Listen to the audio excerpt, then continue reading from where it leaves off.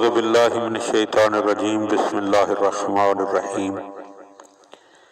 حضرت امیر المومنین علی بن ابی طالب علیہ السلام کے مجموعہ کلام نہج البلاغہ کے تیسرے باب کا 332 نمبر فرمان۔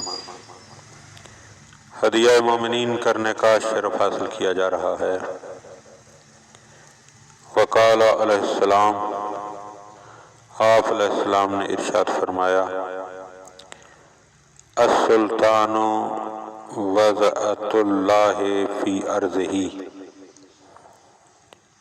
کہ بادشاہ اللہ کی زمین میں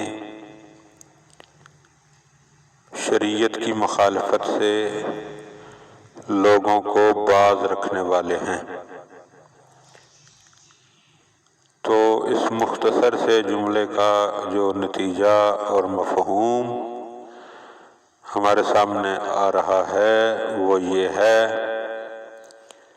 کہ ہم ہر صاحب حکومت کو بادشاہ اور سلطان سمجھنے لگتے ہیں، لیکن معصوم کی نظر میں اس طرح نہیں ہے۔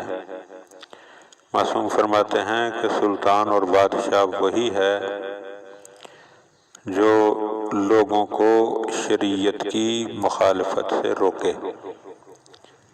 اگر وہ لوگوں کو شریعت کی مخالفت سے روکے تو وہ بادشاہ ہے، ورنہ وہ جائر اور ظالم اور غیر عادل حکمران ہوگا، اور ایسے حکمرانوں کی کہیں بھی توصیف و تعریف ہمیں نظر نہیں آتی۔ لہذا بادشاہ اور سلطان وہی ہے جو امر بالمعروف اور نہی عن المنکر کا خود بھی پابند ہو اور معاشرے میں اس کا نفاذ بھی کرے، ورنہ جب جس معاشرے سے امر بالمعروف اور نہی عن المنکر کا سلسلہ رک جائے وہ معاشرہ فاسد ہو جاتا ہے، اور اس کے نتیجے میں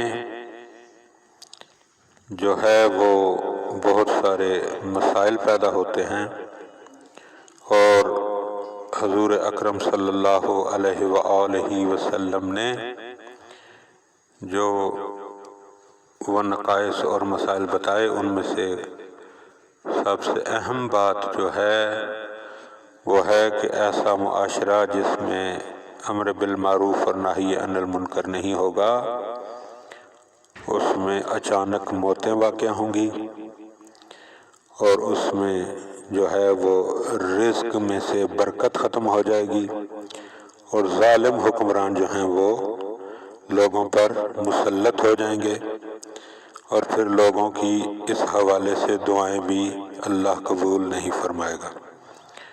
تو اللہ ایسے حالات سے ہمیں محفوظ رکھے۔ اللہم صلی علی محمد و آل محمد۔